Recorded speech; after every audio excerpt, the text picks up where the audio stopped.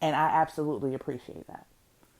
Um, and hopefully she doesn't think that it's over the top that this is the second time I've spoken on it, but I typically don't connect with people like that. And it was absolutely just an amazing experience to be able to speak to somebody. And that's the first time you've ever spoken to them. And that whole conversation just feels like this person was meant to be in your life. This person was meant to be a friend. This is a sister who's going to actually be a sister to you. Um, and I appreciate being able to make that connection, and I appreciate knowing that there is somebody else who will be along for the ride with me. Um, and I will most certainly assist her in her journey any way I possibly can. Um, she is an absolutely beautiful soul. She has a beautiful family. Um, and she just seems like somebody who, over time, it'll be a friendship that will actually grow. And that is what I want to see from a lot of our women as relationships, friendships that actually grow. I don't know what it is about us that we don't realize that we actually can have growing relationships and love for our sisters. Everybody always thinks, well, no, you can only, I got a relationship, but it's with my man. Okay, that's great. Like, I don't have the same relationship with my homegirls that I have with my man. You know, he is, and he just told me this the other day. He was like, you are my best friend. And him being my best friend and my best friend is just two different things. That would be like me trying to take my best friend's husband's place as her friend. No, that's your homeboy. That's your best friend. That's your husband. This is my best friend over here. But that connection between women, that's completely different.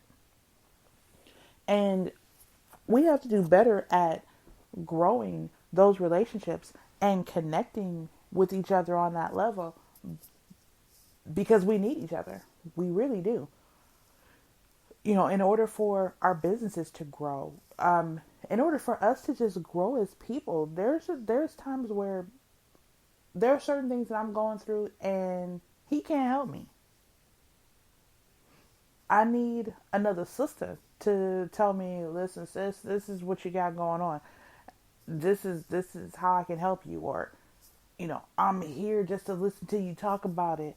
We gonna get through this together. Like sometimes you need that. You can't always go to your man for everything. Sometimes you need a sister to step in. There are times when, and I mean, my best friend has even gone so far as to ask her husband, you know what, I just need to talk to my best friend. Are you cool with me talking to her about this? And yeah, I'm cool with it. Because he knows me, that's the homie. Sometimes you have to go to your girls. He ain't gonna be able to do it for you. Because he'll understand, but he'll understand from a man's standpoint. There's just certain things we go through that he doesn't. And I just explained this to somebody. I was like, people don't understand what it's like being a woman, to have to carry the lives of your families on your shoulders. After bringing forth life, then you have to raise it. You have to take care of everybody around you. You have to be the peace that your husband comes home to. You have to be the teacher, and you have to be the nurturer, and you have to be the housekeeper, and you have to be the chef, and in a lot of cases such as my own, you also have to bring in that bread. And there's so much that comes into play when you are a woman. And that's not to say that men don't have a journey, because they most certainly do, especially for black men, because the road that a black man has to walk down, I wouldn't wish that on anybody, because it's not easy.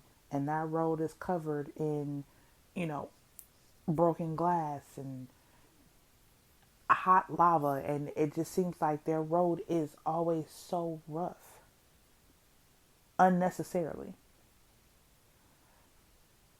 But if he's got a good woman backing him up, then she's along for the ride with him on that road.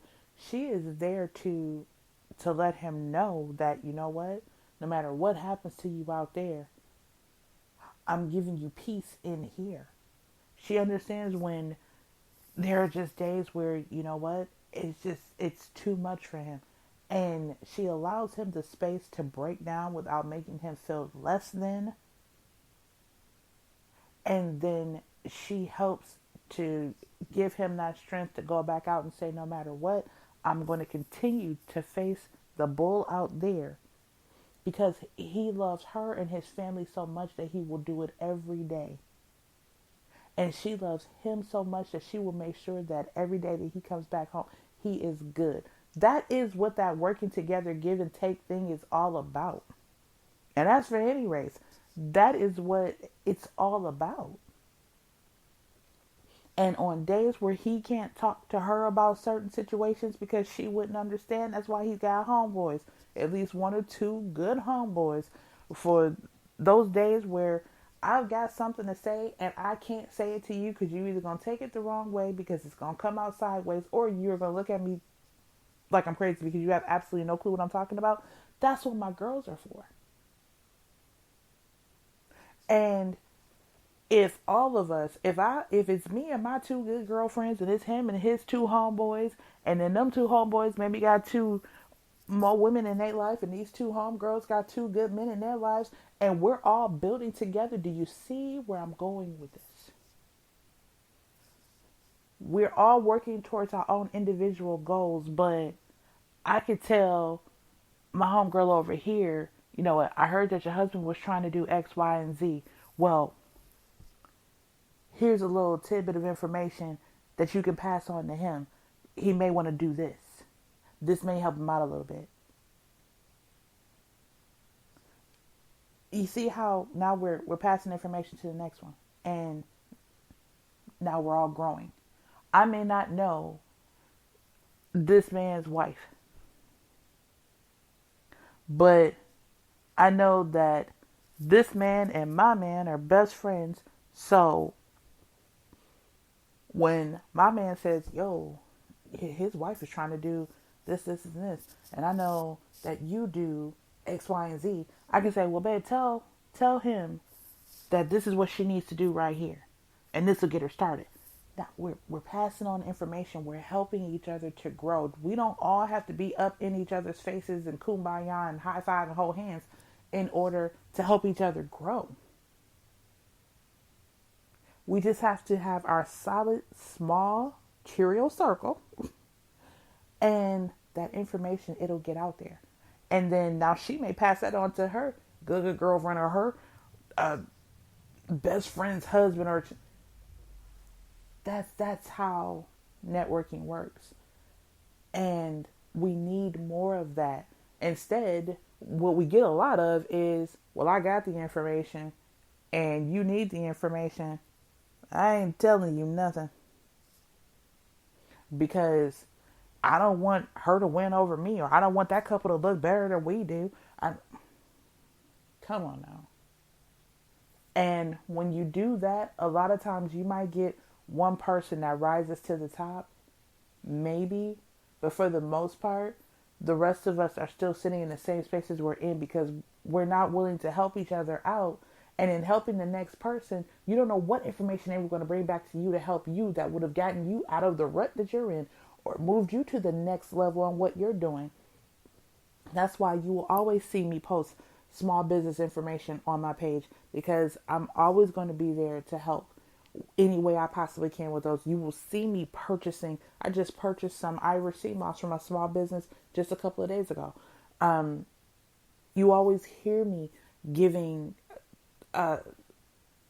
information to anybody who will listen to me about the businesses that I feel as though are amazing businesses. I have 2 shows. I have this podcast. Actually, I have 3. I have this podcast that you listen to. I have a book cast that hasn't started yet because that book will not be ready until the end of May. And then I have a radio show that was supposed to go live this morning. It actually will not go live until tomorrow morning, because there is a test that needs to be done and it could not be done yesterday like it was supposed to be. So I have all these different ways to reach people.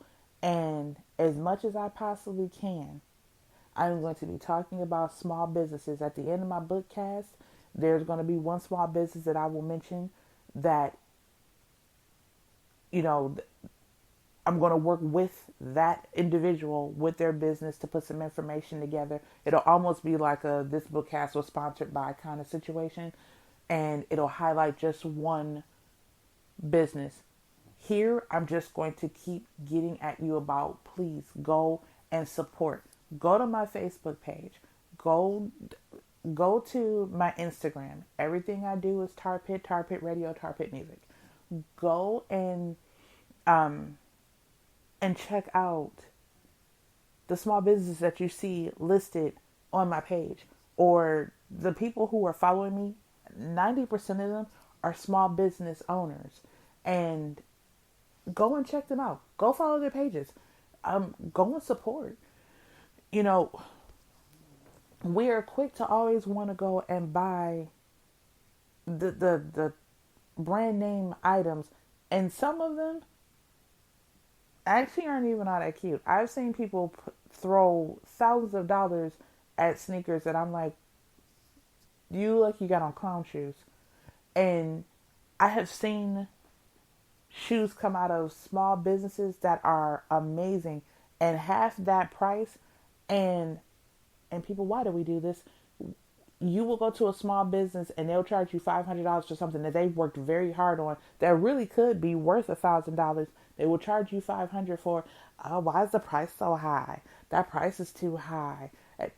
But then you will go and pay $1,000 for clown shoes because your clown shoes say Gucci on the side. It is ridiculous. But if this small business ever blows up to the point where they're on the same level as Gucci and Versace, you will then be willing to pay $1,000, $1,500 for the same shoes you could have got for $500 if you had been supporting back then. And I listen to these small business owners and these writers and musicians, especially for us creators. Creatives have it hard because it is hard to get somebody to listen to us. It takes years of doing what we do before somebody will listen to anything. I have music that is released right now that I think all of maybe 3 people have heard. Now, that's partially my fault because I don't think too many people that actually know me knew that I even had music out. So I'm going to take that one. That was me. But I know somebody who has, I was just speaking to him not too long ago. He has 6 right now that I can remember. I know that there's more books out, and he's a creative. He's a writer, and you know, he writes poetry. He writes books. He's got books that are published, that are out, that he has been trying to get his story out to people and trying to get people to read his books. And he said for years, it's like running his head into a wall. Nobody's paying attention.